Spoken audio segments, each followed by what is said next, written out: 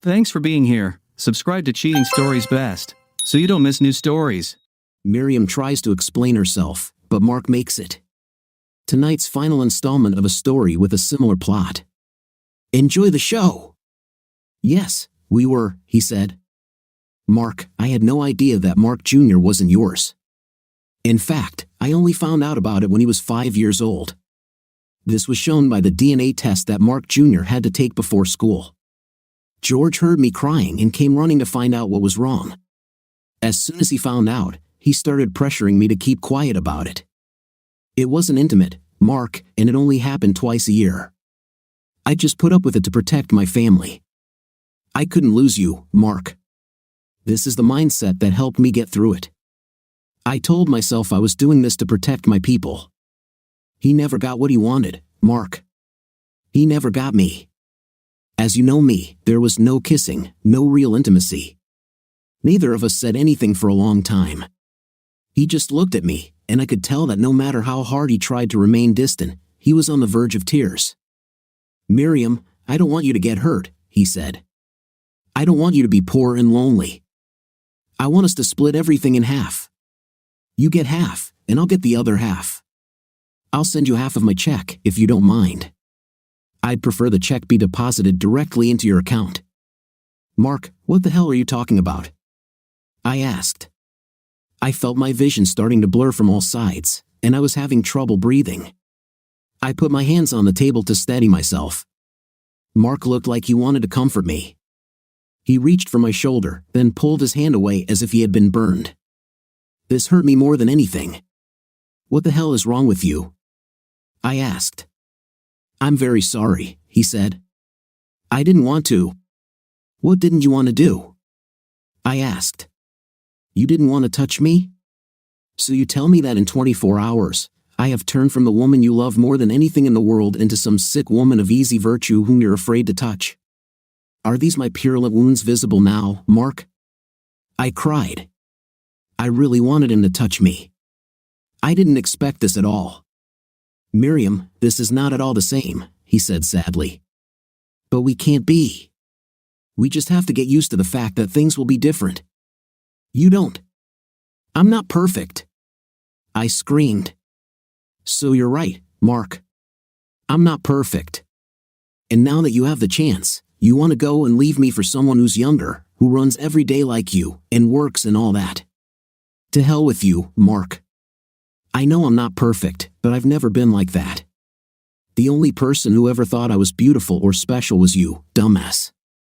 But I can damn sure guarantee you that she will never love you as much as Miriam. That's not what I meant at all, he said. You mentioned yesterday. I guess it all depends on yesterday, doesn't it?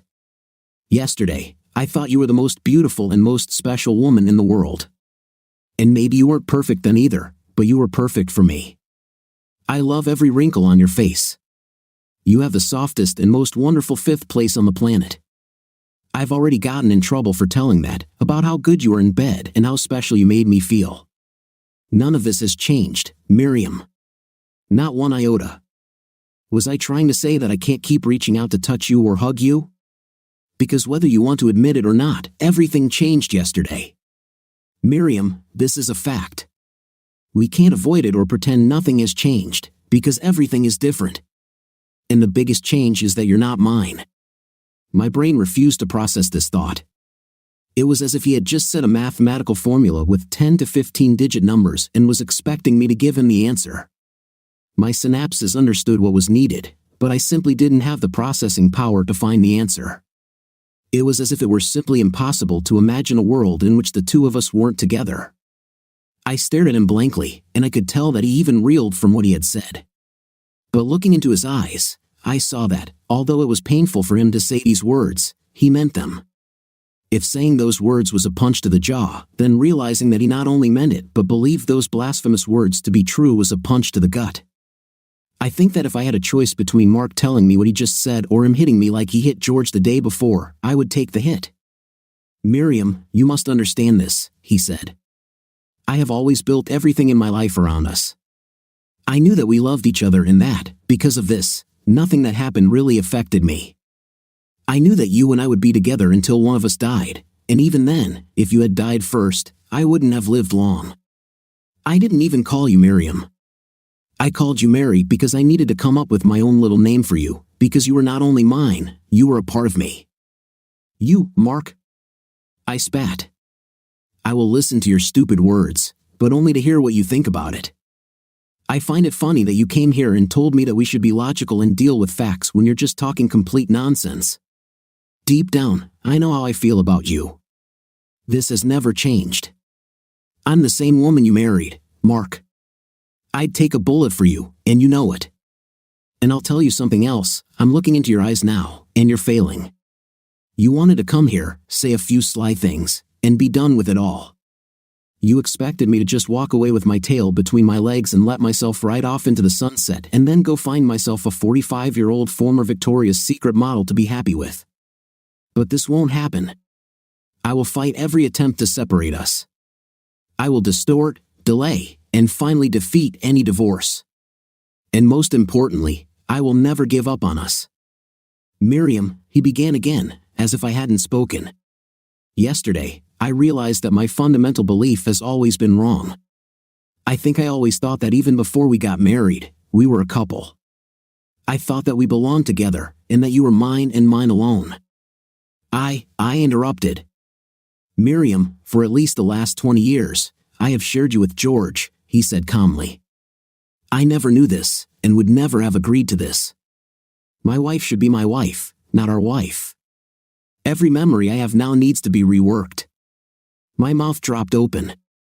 Mark, this doesn't look like. I muttered.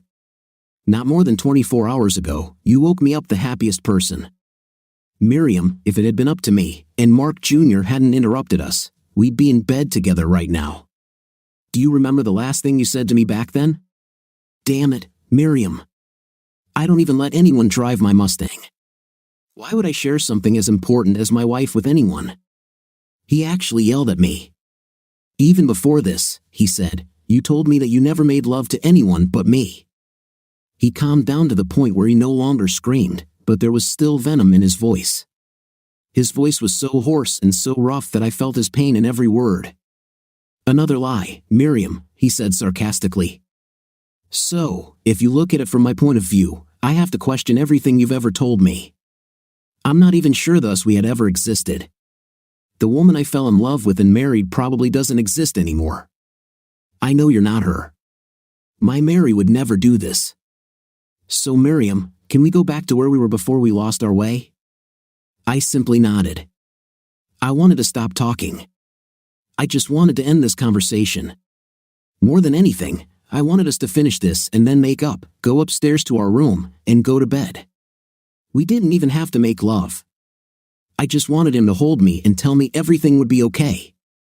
It's just going to take time, he told me so many times that I could imagine him saying it right now. Everything will work out, Miriam. It's just going to take time. So what check were we talking about? I asked, trying to change the subject.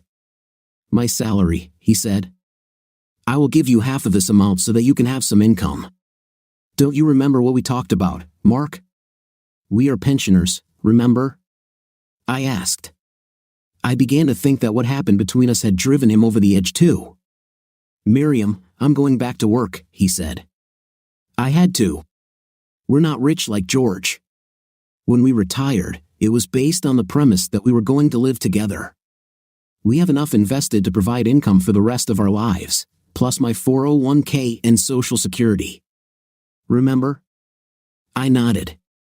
Miriam, the problem is that we factor in 1 or 2 holidays every year, plus a rainy day fund, and we've doubled most of our bills. But we never imagined we'd be supporting separate families. This means that even if one of us stays in this house that's paid off, we'll still have to add the mortgage and property taxes, or rent, plus extra insurance, plus even more bills into the equation. And that's the only way for us to swing this.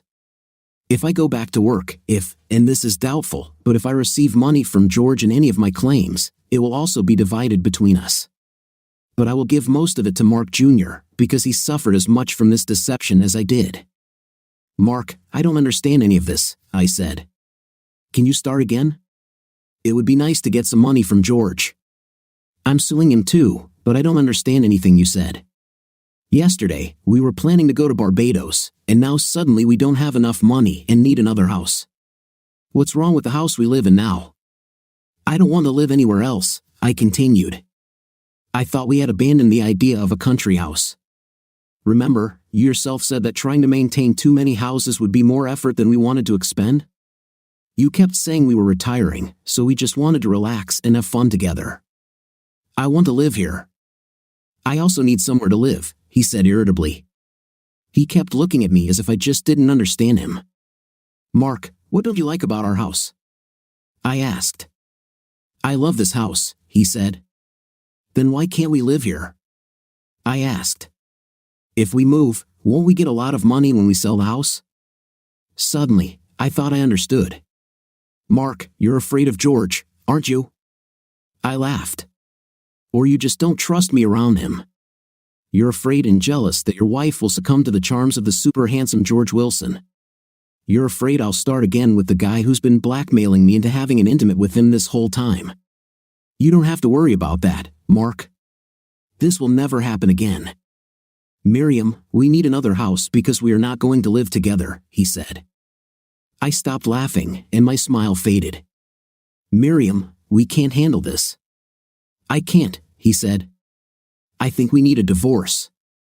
That's why I was trying to look at the bills and figure out how much money we needed and what we could and couldn't afford. Mark, can't we? I started, but he simply shook his head. Miriam, you have hurt me too much, he said. I don't know what to do or even who I am anymore. I'm really thinking about leaving this area. Maybe I need to start over. Mark Jr. thinks about it too. He's looking at a lot of different cities for his career and what the job prospects are like. As for me, a good engineer can work anywhere. I thought you'd probably stay here or move to Richmond with your sister and her family. I'm very sorry, but I think it's for the best. I was stunned. I couldn't think of anything to say. I'll bring you the divorce papers as soon as you find a lawyer. To save money, we could even hire the same person to handle both sides. I want to be as fair as possible, Miriam. I really want us to meet somewhere that's fair for both of us and allows us both to have what we want, he said. Mark, this would be the easiest thing in the world, and it wouldn't require any money or lawyers, I said. All I want is you. 2 days later, Mark and I went to his lawyer's office. I watched as they filled out the documents. We made several different sets, one if I want to live in the house, one in case Mark stays in the house, and one in case we decide to sell the house and we both live elsewhere. The only thing I repeated throughout the entire process was that I did not want a divorce and would never agree to one. Once the paperwork was completed, Mark helped me find another attorney who could act in my best interests.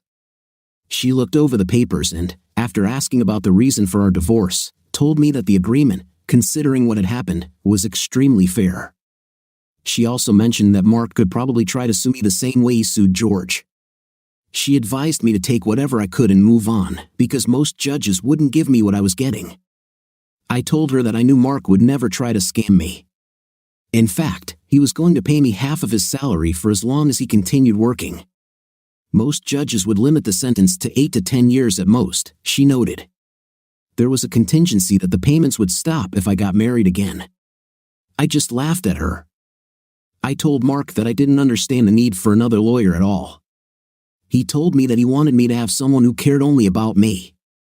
This way, I could be sure that he and his lawyer weren't trying to punish me or deceive me. I laughed again. After the meeting, the lawyer asked me to stay for a few minutes.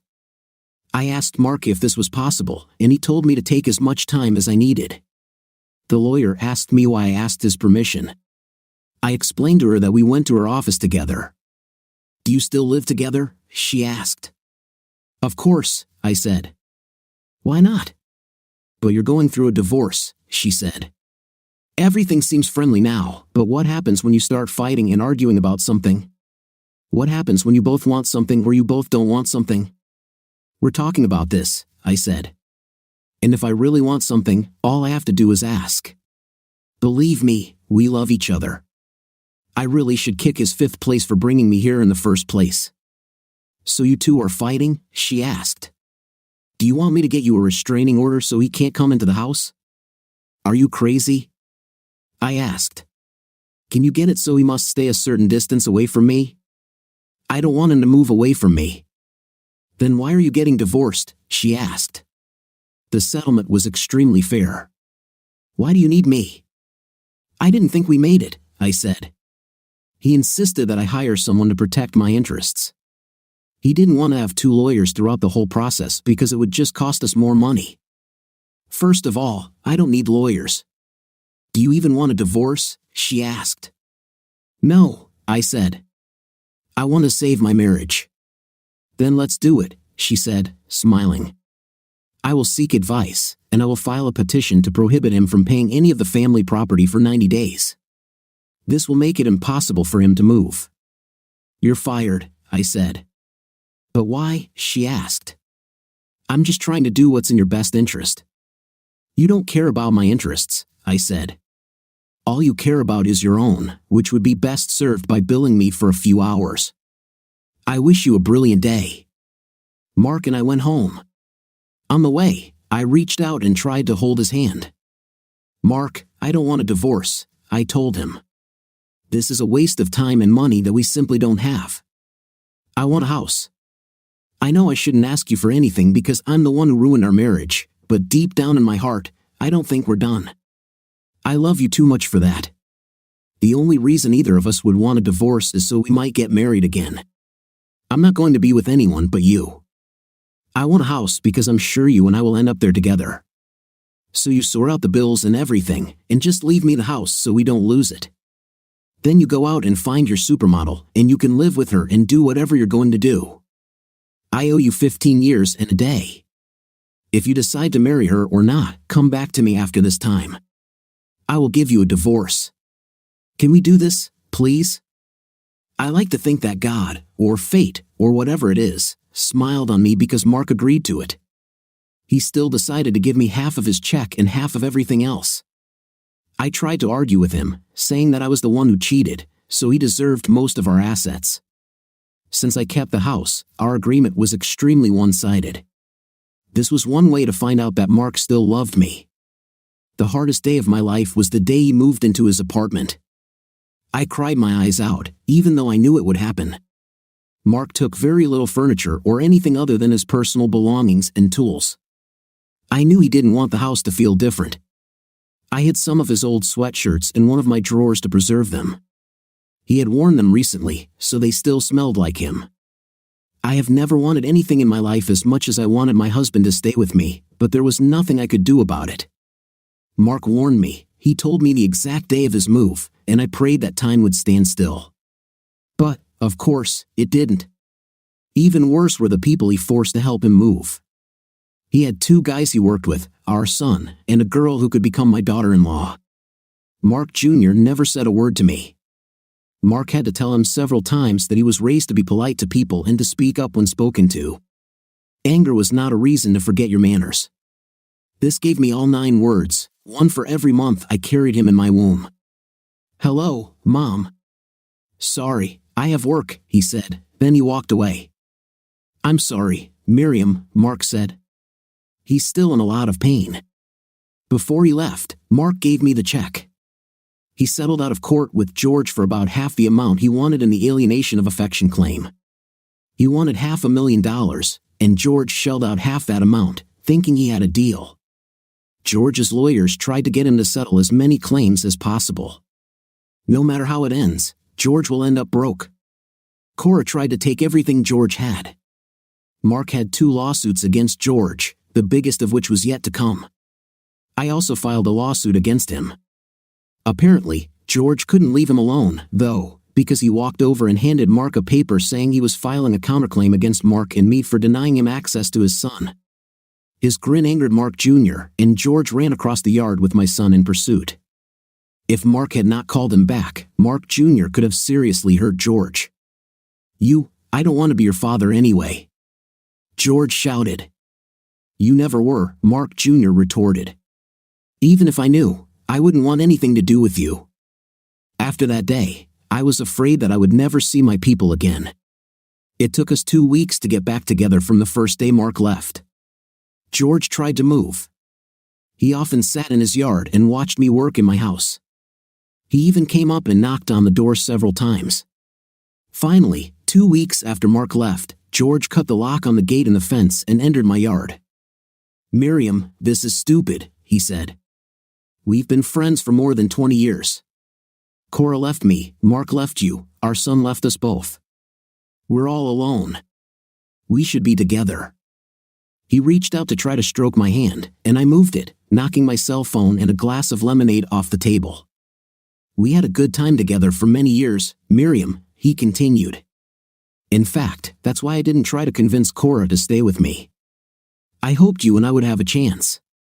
Maybe I won't be able to be a father. I'm sorry I say this, but Mark has clearly turned our son against both of us." He reached for my hand again. "I think we should go to your house and get back to what we were doing. Now that Mark is gone, I can have all of you, not just part of you." "Get away from me," I said. "You ruined my life and my marriage. Because of you, I lost the only man I ever loved and my son. Get away from me, loser." When I said loser, something changed in George's eyes. He grabbed me, but just then, the heads of 2 police officers poked around my fence on the other side. I had called them just as George started cutting the lock off the fence. George ended up having to move into a hotel because the restraining order I had against him meant he couldn't stay in his own home until we went to court. The restraining order also helped me pursue a civil suit against George. Unfortunately, I never managed to collect a penny. When the police arrived, Mark stopped them, and the police took George, keeping him overnight. Mark told George's lawyer that he wanted to get together to discuss settling the child support claim. In fact, they hadn't decided anything, and the matter would be resolved in the presence of a mediator. This happened later, but Mark still didn't want it. Mark followed George out of the lawyer's office and beat him up. George spent 3 days in the hospital, and Mark spent 3 days in jail. George agreed to drop the charges against Mark if I dropped the lawsuit against him. As usual, I needed to protect my people, so I agreed. George ended up paying Mark to raise Mark Jr., and the judge refused to hear George's counterclaim.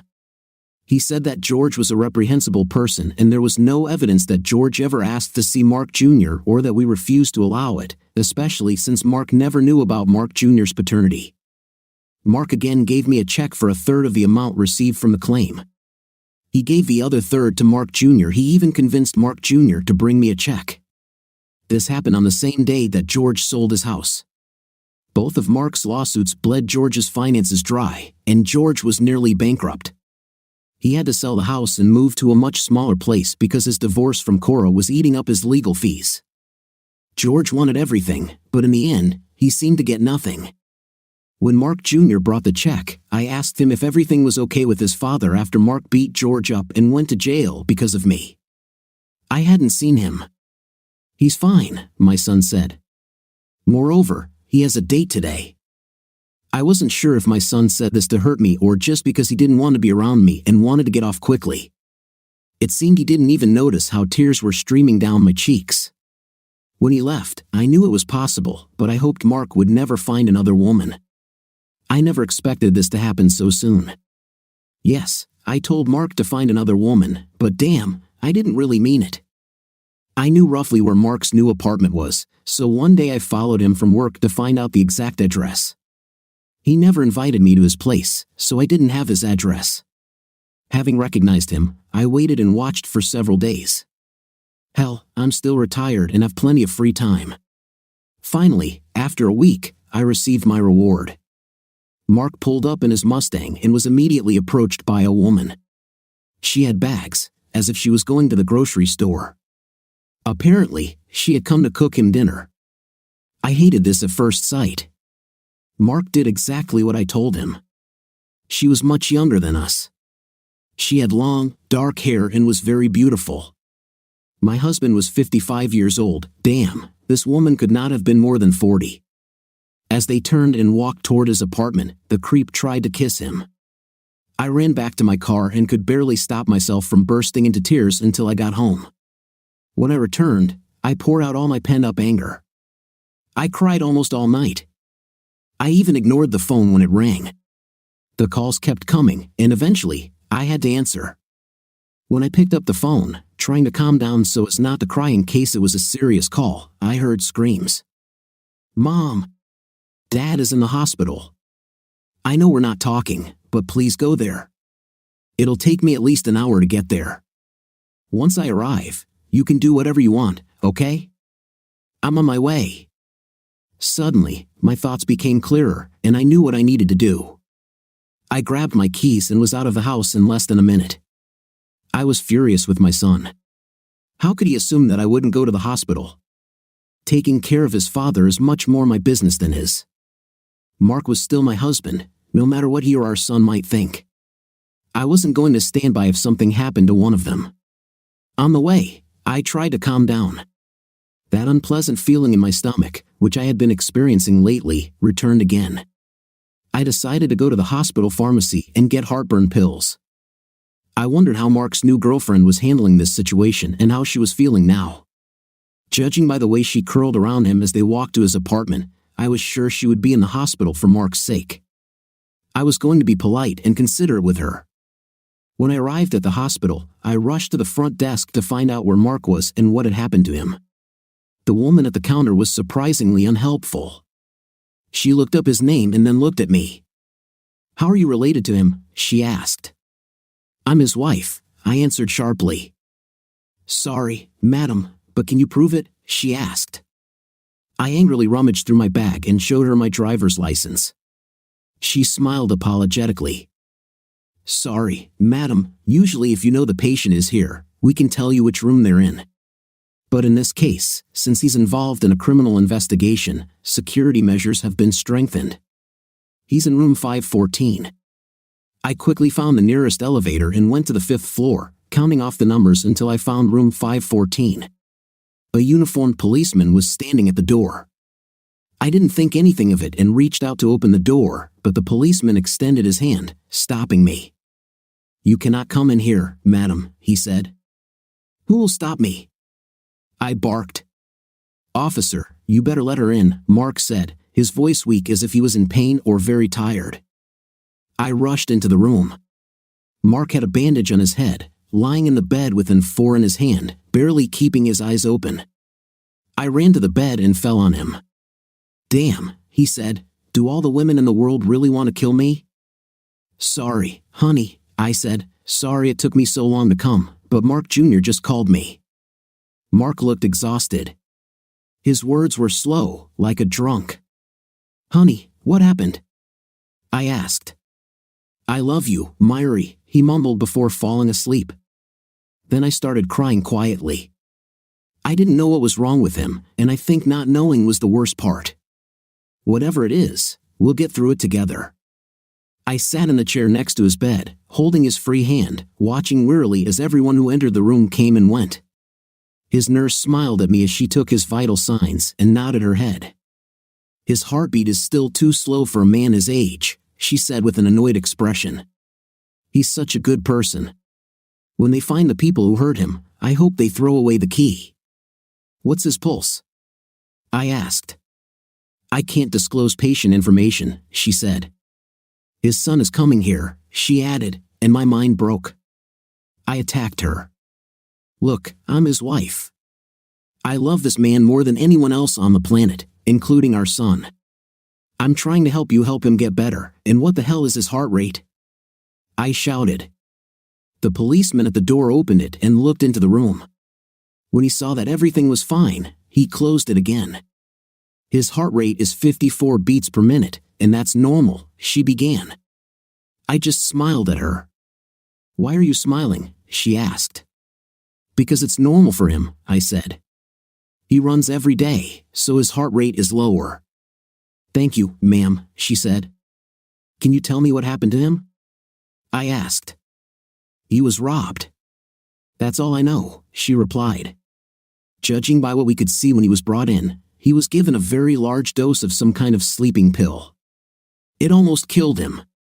The police don't know if it was an accident or if they were trying to kill him, which is why there's a guard at his door. If they were trying to kill him, they might come back." She left, and I sat in the chair next to his bed, holding his hand. I don't know how long it took before I dozed off too. The next thing I heard was the sound of voices in the room. "They look so cute together," a female voice said. "I like her right away." "She must really love him," another voice added. "Appearances can be deceiving," my son said. I sat up and wiped the sleep from my eyes.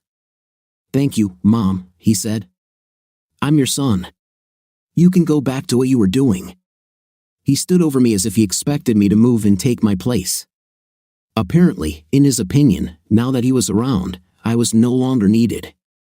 Rage overwhelmed me. I have let Mark down more than once, but this would never happen again.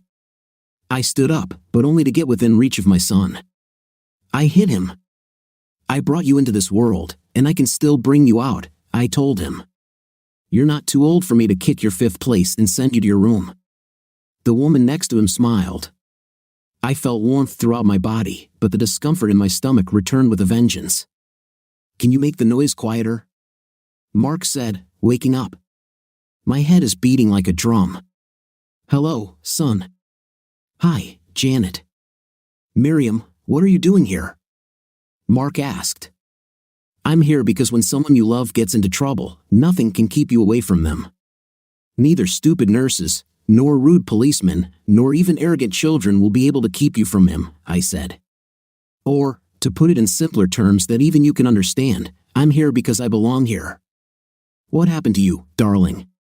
I asked. "Miriam, I told you that you should call me." He began. "Shut up," I snapped. "I can call you whatever I want." I smiled again. He looked at me strangely and then changed the subject. "Deborah decided to cook me dinner at the apartment," he said. "Is Deborah the one you're dating?" I asked, meaningfully.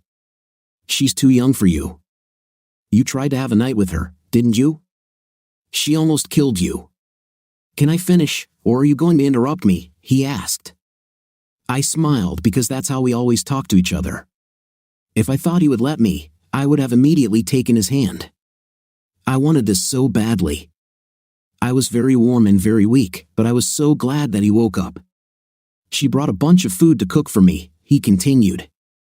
"We went on a few dates, and she came to my apartment a couple of times, but only for a few minutes each time. And let me guess," I said angrily, "the light was never on, and she never walked past the couch?" "Miriam," he began. "Are you even smart enough to use protection?" I hissed. Tears were already streaming down my face, and I crossed my arms angrily. "Miriam, what I do or have done is no longer your business," he said calmly. "Besides, weren't you the one who told me to go find someone?" "But I didn't really want this," I sobbed. "If you really need to look into my affairs," he said, "I never had an intimate with Deborah or any other women I dated." "Were there others?" I screamed. "Miriam, it hurts," he said sadly. "You have no idea what it's like to find out that the person you love most in the world doesn't love you back." I hit him almost as hard as I hit our son. Mark Jr.'s girlfriend covered her face to keep from laughing. "You have no idea what it's like either, idiot," I shouted. "Let's do this again," I said. I screwed up. I screwed up royally, but I did what I did to protect the two people I love more than anything in the world. What I did was as wrong as leaving 3 shoes behind, but I never stopped loving any of you. You can call me stupid, you can refuse to talk to me, and you can rip my heart out by walking away from me, but you can never tell me that you both feel that I don't love you. Can you?" They looked at each other and nodded. "Yes, Mark," I told him, "I told you to go find another woman. I even told you to have an intimate with her and maybe even marry her. But I lied." I turned and looked at my son. "That's the same lie I told you to get you to eat your damn vegetables when you were 6, I said. "Mark, I wanted you to go out there and meet some women because I wanted you to compare how you felt when you were with them to how you felt when you were around me. I wanted you to see that it just felt wrong and that you had no connection with them because you and I belonged together. Mark, is this the example you were trying to set for your son?" Mark looked down and couldn't meet my gaze. "You are an engineer. You have to solve problems and find ways to make things work, earn your damn salary. At the same time, your son is waiting for answers and advice from you. Is this really the example you need? Do you want him to be like this?" A man with a pig's head up his fifth place, pretending to want something he doesn't really want when the simplest solution solves the problem best? Me, he began, and I wanted to cry. I was so happy to hear him call me that. Oh, so I'm Irie again? I said, trying to hide the joy in my voice. I looked at Mark Jr. I never called you anything other than Mom, he said quickly, which made Janet laugh again. I liked her more and more. Can I continue? Mark asked. I realized I didn't have any wine or drinks, so I told Deborah. He began. Deborah, I hissed. How many times will you call the name of this woman of easy virtue? I told her that while she started cooking. He began again. Did you tell who? I asked. Deborah, he blurted out in irritation. You see, I said loudly, you said her name again, so I told the nameless prostitute I shouldn't have dated that I'd go to the store to get some drinks while she started cooking. He continued with a disgruntled tone, looking straight at me when he said this. You said it very well, dear, I replied with a smile. She asked me to help her get something off the shelf, he continued. I remember that I had the keys in my hands since I was about to go out. I needed them. As you know, I keep my house and car keys separate. I don't like extra weight on my car keys because over time it will wear out the ignition switch. Mark Jr. finished for him. Janet and I rolled our eyes, begging for help from above, and that saved me. Mark continued. I deliberately dropped my keys in the sink. Made the house keys stay in the sink, and the car keys fell down the drain. A few minutes later, I heard the trash. Sorry, nameless woman of easy virtue, talking to someone on the phone. He must have been standing at the door because she went and let him in. I heard them talking. He looked at me, and our eyes met. He told her that she didn't hit me hard enough because I was still conscious. He injected something into me. He asked where my car keys were, and she gave him the keys from the sink. He told her there were no car keys on the ring. She told me to forget about the car because it was too noticeable. Several more people entered the apartment, but I was already losing consciousness. The next thing I remember was waking up and seeing the doctors working on me. They gave me some kind of stimulant to counteract what was in the syringe that the friend of, well, the nameless woman of easy virtue had injected. When I had time to briefly look around the apartment before falling back to sleep, I saw that they had stolen everything they could. All the furniture was gone, along with all household appliances, paintings on the walls, and carpets. Everything was gone. I was lying on a bare wooden floor in an empty apartment. Oh my God, I said. Mark, when you said you dropped your keys, that meant you hid them and thus saved your car, right? He nodded and continued talking, even though I rolled my eyes again. When they left, the door was left open, and one of my neighbors saw me lying on the floor. He tried to wake me up but couldn't, so he called 911. The paramedics found my contact card, so they called Mark Jr. I think you know the rest. When I find that piece of trash, she's finished, I said, then I looked at Mark again. Why am I not listed on your emergency card? Mark Jr. lives almost 2 hours away from us, even with how fast you two drive, or rather fly. Janet, always keep your insurance separate from his, I said with a smile. The police have a special stack of speeding tickets with Mark Jr.'s name and address on it, and his dad isn't much better. He just has a radar and a laser detector in his car, so he gets caught less often. Ha. We're not such bad drivers, May, Mark said. If I'm such a bad driver, why do you always let me drive you? I asked. I felt terrible. It was difficult for me to speak, but I was so glad that we were talking again that I tried to answer. Because if you ever kill yourself in this car, I will go with you, Mark, I said, slurring my words. We belong together. Love you. I felt something explode in my stomach, and I couldn't speak anymore. The last thing I heard was someone's voice shouting, "She's not feeling well, Mark." Mr. Dawson, you probably shouldn't get out of bed yourself, the doctor said. Lying in bed and worrying won't do you any good either, I replied. How soon will we know something? I asked. We already know what it is, he said. And once you sign these consents, she will go into surgery to fix everything. Operation? I asked in fear. Are you sure? He nodded. Mark, I've been her doctor for over 30 years. First, we checked for possible complications from the procedure she had after the birth of your son, so that she could no longer have children. It was in the right area, but that wasn't the cause. Did she complain about stomach problems? She's been taking heartburn pills a lot lately. That explains a lot, I said. We found several cancers in her colon. We think the stress you've both been through has put them in a dangerous state. What happened to you today probably caused several of them to rupture and create perforations in the intestinal wall. We need urgent surgery to repair the damage and remove as many remaining polyps as possible. This will be followed by several sessions of radiotherapy to destroy any remaining cancer cells. It will likely require 2 surgeries. I nodded and reached for the pen and form he handed me. While I was waiting outside the operating room door, various thoughts were spinning in my head. The operation seemed like an eternity, although it probably only lasted a few hours. Finally, one of the doctors came out and reported that they were able to repair the damage. Because of her age, the doctors decided that Miriam should wait 10 days to 2 weeks before her next surgery. I thanked the doctors and went to the recovery room. I had to wait almost an hour before she was moved there, but I walked right behind her and stayed by her side while she was transferred to the bed. Just as the nurse was about to tell me I couldn't stay, the same nurse Miriam had bumped into in my room recognized me and said something quietly to her colleague.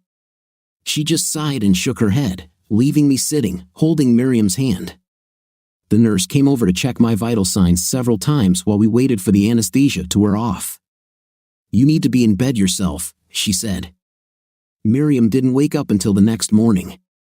"Are you still here?" she asked. "Perhaps now you will admit that you still love me."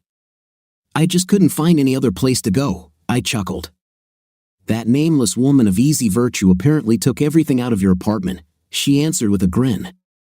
"I've always loved nameless women of easy virtue," I said with a smile. "Seriously, where did you sleep, honey?" she asked. "In this chair," I replied. "And I can prove it with a terrible pain in my 5th place." "I thought I was your biggest pain in the 5th place," she chuckled. "But I'm glad you got some sleep," I said. "I didn't get much sleep," I added. "Between the pain in my 5th place and your snoring, I could barely close my eyes." "Holy God, they've already started," the nurse exclaimed, entering the room to check on Miriam's condition and offer her breakfast. "Of course," Miriam replied. The nurse placed a glass of some liquid in front of her. "What the hell is this?" Miriam asked, looking at the glass with disgust. "This is your breakfast," the nurse replied. "After bowel surgery, you will have to give up solid food for a while. For the next 3 days." I did not leave her bed. I made all the necessary arrangements so that Miriam could return home. I even rented a special vehicle for transportation since it was obvious that it would be too inconvenient for her to travel in my Mustang. When we got her home and put her to bed, she just looked at me with a big smile. "Honey, can you make me some tea before you start moving your things back to our bedroom?" she asked. I looked at her as if she had gone crazy. "I'll stay until the nurse gets here," I said. "Don't worry about it." She replied, "He's already here." "What do you mean, he?" I asked sharply. "The nurse I hired was a woman," she said. "I don't want." I started, but she interrupted. "Why does this bother you?" she interrupted. "If you don't want us to be together, you don't care what I do. Are you jealous?" "If you're worried about me having a night with him, don't worry, I'm not jealous," I lied. "Besides, you're not in the right state for intimate right now. My doctor said that if you are careful, everything will be fine. So, yeah, if you can date nameless prostitutes who are 15 years younger than you, why can't I have an intimate with my honey brother if he wants?" she added. "Do what you want, Miriam," I said sharply. "Maybe he won't want to." She said sadly, "He'd be crazy if he didn't." I replied, "Maybe he'll get fired," and I laughed. I told him to make me some damn tea, and he just stood there. I spent the rest of the day tending to Miriam, doing everything she asked. We talked a lot. I told her about my dates during the time we were apart, and she told me how she constantly compared those women to her and how they always lost in this comparison. Deborah was the first person I let into my home and the only one I even kissed. Why do you constantly mention the name of this woman of easy virtue? She grinned. When Miriam started to fall asleep, I went to the guest room to sleep. I woke up early in the morning to prepare her breakfast. While she was chewing oatmeal, she made all sorts of grimaces. "Mark, are you ready for our first argument of the day?" she asked, smiling. I took a piece of bacon and nodded. "I know you won't like it, but I'll say it anyway. I love you, Miriam. But despite this, there is a reason we both did what we did during our marriage. I don't fix things, and you don't know how to cook. I know you tried, honey, and I love you even more for it, but this muffin tastes like sawdust. And why is your bacon different from mine?" "My bacon tastes like sawdust too," I said. "Is this some kind of punishment?" Miriam responded, "I didn't make muffins. I bought them. This is bran. It helps maintain intestinal health. And your bacon is tofu. It's much less fatty than regular bacon. It's healthier for you." I explained, "I can eat whatever I want because I run and exercise regularly." "So finish your breakfast. We need to get you better for your next surgery. You look too happy at the thought of having things cut out from me again," she said. "Do you think this is some kind of punishment?" I asked. "Why do you always talk about punishment?" I added. "I just think that when you do something bad, you are punished. You are forgiven, and you can move on," she said quietly. "Miriam, we've already been through this," I said. "There's no need for punishment. You're a grown woman. We just went straight to the reconciliation stage." She protested louder, "But it's wrong. Does your back hurt?" I asked. "My back is fine," she replied, puzzled. "I'm just worried that as you get older, your back might hurt if you bend over and put your head up your fifth place so much," I joked. "You and I are meant to be together, and you know it." She said, "Every nurse in the hospital told me how you walked out of your hospital room and never left my side. Nobody could move you. You didn't leave until I woke up. You sat on a hard wooden chair all night instead of leaving me alone." Miriam began to cry again. "May, I'm right here next to you," I said. "But as soon as I get better, you'll leave, and we both know it," she blurted out. "You think I don't know you?" I asked. "While I was unconscious, you held my hand and spoke to me. You said such sweet things, but all you said was something like, 'I'll be here until you get better,' or 'I'll always be here if you call me.' How about you say, 'I'll be there for as long as you want'? Say it and mean it," she added. "Mark, you are a good person, and the nurses were right. But you are also a cruel person. For all 25 years of our marriage and 2 years before it, I got used to the fact that you always touched me. You've always done this. It's just in your nature." "Sorry," I said. "I just loved you and loved to touch you." She replied, "And I liked it too. It's like your car. At first, I didn't understand why every time you walked past it, you ran your hand over it or stroked it. But then it dawned on me. This is your attitude towards the things you love." I smiled and nodded, but she continued, "But since you found out about George, you haven't touched me once. You held my hand in the hospital, but it was just to let me know that you're there, that you support me. But I feel like you no longer consider me yours, and every time I try to touch you, you flinch and move away. This really hurts, Mark." "I'm so sorry, May," I said. "Is it true?" she asked. "You don't have to be sorry," she replied. "Be passionate." Another week passed before Miriam returned to the hospital. She had a second surgery to remove the remaining polyps, which was successful. While she was in the hospital, she received targeted radiotherapy using a small probe. Doctors targeted a specific area so that the radiation hit only the affected tissue with minimal damage to healthy tissue. This was supposed to speed up her recovery. Apart from weakness and bouts of vomiting, Miriam was promised a complete recovery. I arrived at the hospital again on the day she was supposed to be discharged. She felt fine. The night before, one of the nurses who saw me couldn't see my eyes, and I immediately knew something was wrong. "Mr. Dawson, I have bad news for you," she said. "What exactly happened?" I quickly asked, feeling fear overcome me. "Where is she?" "Come with me," she said. She took me to the hospital basement, and we entered the morgue. She pointed to the room where the nurse was working on the body. Even from the corridor, I recognized her immediately. It was Miriam. I couldn't control myself and burst into tears. 3 months later, as it was getting dark, my son came to visit me. "Dad, why did you ask me to come?" Mark Jr. asked. "I want to show you something," I said. "You know I'm leaving on a cruise tomorrow morning." "Why did you need me to bring Janet?" he asked. "She really needs to study for her exams." "Shouldn't you be preparing yourself?" I asked. "Come on, it's in our blood." "The second generation of engineers," he chuckled. For Mark Jr., this was a kind of defensive reaction to the fact that I wasn't his biological father. He didn't admit it then, and simply called George that strange old man who lived next door. "Yes, I moved back into our house again," I said. "Sometimes I feel lonely and long for the times when Miriam, George, Cora, and I were almost like family. My new neighbors are gay, and although they are very friendly, they keep to themselves. I remember the fun times we had in the old days. I wish things had ended differently. Now we're all scattered in different places." Cora went to Las Vegas where she lived off George's money with her young lover. George is broke and barely making ends meet. Last I heard, he was fired from Walmart where he worked as a greeter. They couldn't keep him at work because of his disgusting attitude. The man who wanted everything ended up with nothing. Miriam was up there somewhere, and I hoped she was looking at me because I wanted her to see what my son and I were doing. "Close your eyes, Mark," I said. "I hate surprises," he muttered. "I remember what the last surprise was." "This one also has something to do with George," I said. He immediately became wary. "Dad, I don't want to see him.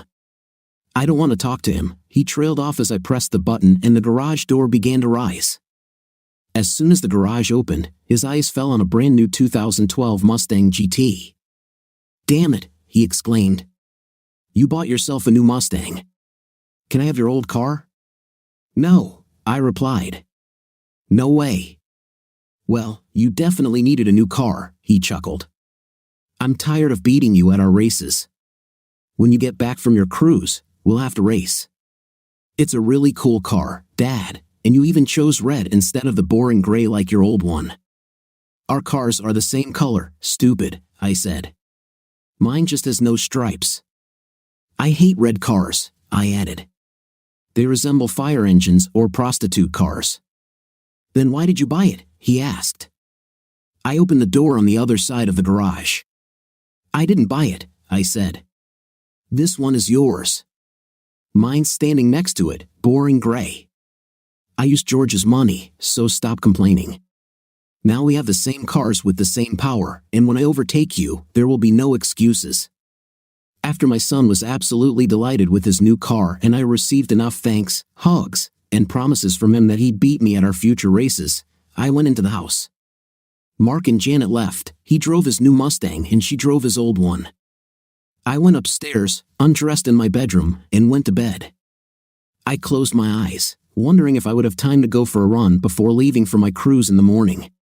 In the darkness of the room, I suddenly felt something. "Miriam?" I said. "I thought you were sleeping." "Mark, do you love me?" she asked. I remembered that day 3 months ago when I looked at her body in the morgue, tears in my eyes. I couldn't stop crying. My heart was breaking. Life had lost its meaning without her.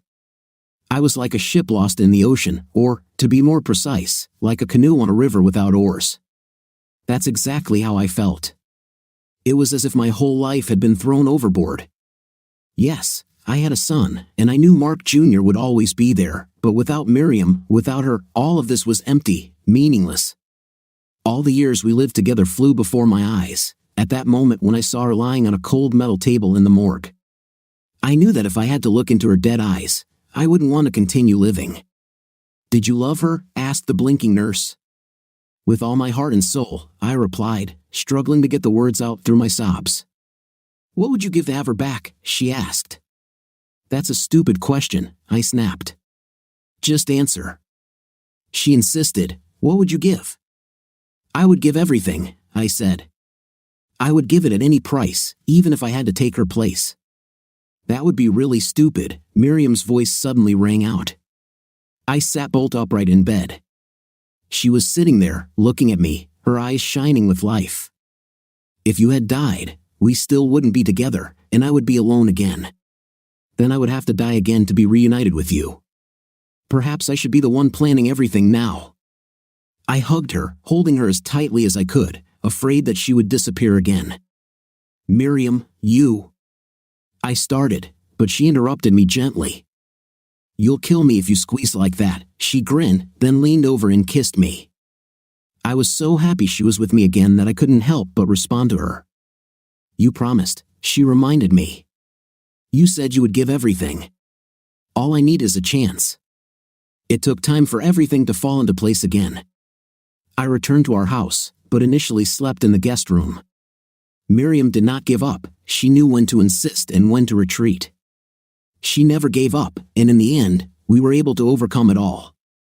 I can't say that some days I don't remember what she did, but at such moments, it's enough for me to remember that terrible day in the hospital when I thought she had died. Immediately, everything fell into place. Miriam had seen it on the Jerry Springer Show or Maury, where troubled teenagers were brought into the morgue and allowed to see their mother lying on the table, seemingly dead. This shocked the teenagers, and they began to behave correctly. It worked for me too. It made me realize that despite what she had done, deep down, she was acting out of a desire to protect me. One jealous man tried to get something he didn't deserve and paid for it, and Miriam paid for many years of guilt and a forced relationship with George. One of her confessions always stuck in my head. She said that George simply satisfied himself around her without touching her. I asked why she used protection. She said she didn't want him to touch what she always thought was mine. I didn't want Miriam to suffer anymore. I didn't want to punish her, and I didn't want to live the rest of my life alone with no way to move forward. There were times I wanted to give up everything, but I knew that without her, life would have no meaning, like a canoe stuck on a river without oars. What do you think of our final installment of the story? It seems to me that the wife could have avoided entering the relationship and resolved things in a different way.